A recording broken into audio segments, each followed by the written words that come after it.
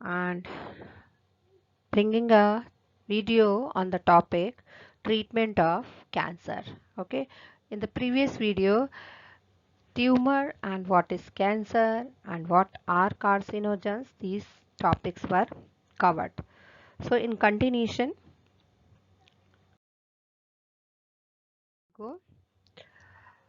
we'll begin with the common approaches for treatment of cancer. Okay, so at a glance, the common approaches to treat cancer are surgery, radiation therapy, chemotherapy, and immunotherapy. Okay, basically these are the common approaches. Begin with the surgery, the first one approach. The surgery of the tumor mass is one of the easiest common method to treat cancer. Means surgically the tumor can be removed. This is done in the surgery. However, this approach does not ensure that all the cancer cells have been removed. Means there is a possibility may again their tumor arise and grow. Okay. Moreover, not all tumors are accessible for surgical manipulation. Okay, this is the limitation.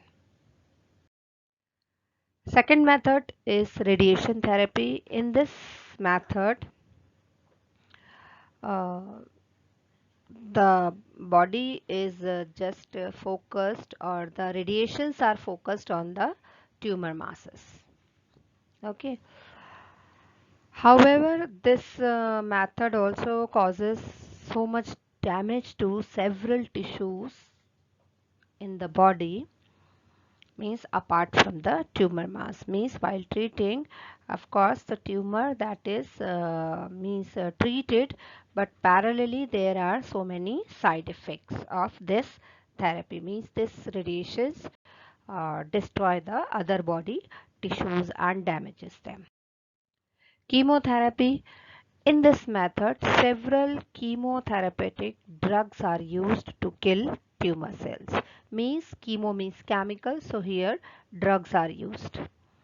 Okay, and some of these are specific for particular tumors, and these drugs destroy the tumor cells, but the same thing is there. It produces several side effects like hair loss, anemia, etc.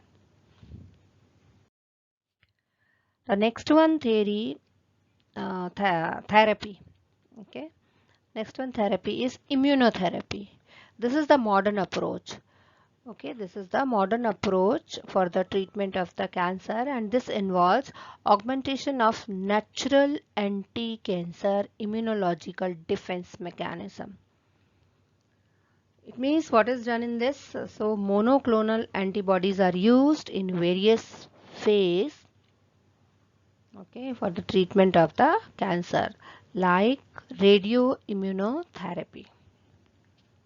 So these were the methods by which the cancer-like diseases can be treated.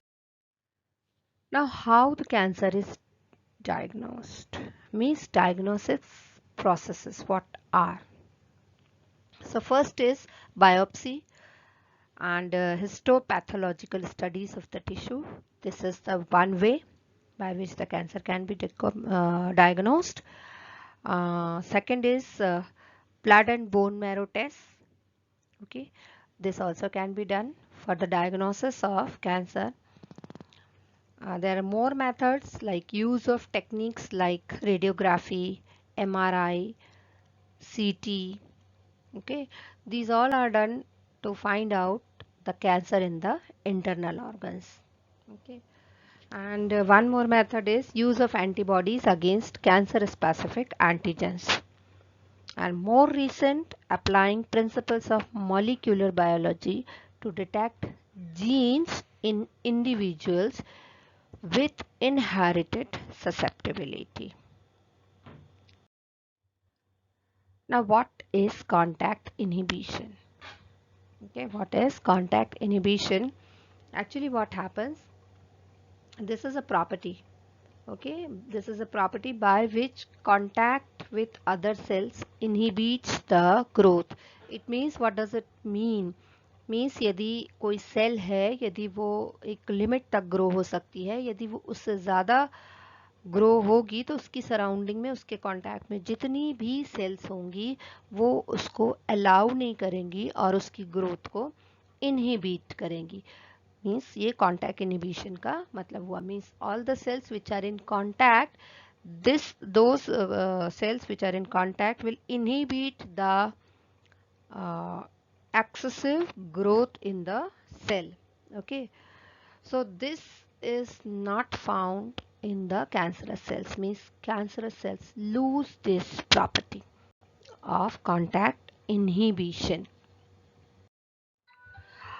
Now, what are oncogenes? Oncogenes means all the normal cells have cellular oncogenes, or the other name for the same is proto-oncogenes. And these oncogenes, which are present in all the cells, when these are activated under certain conditions, maybe some conditions are there, additions, or it may be several conditions or possibility are there, so such genes could lead to oncogenic transformation of cells. Okay, and what happens as a result of transformation, those become cancerous one.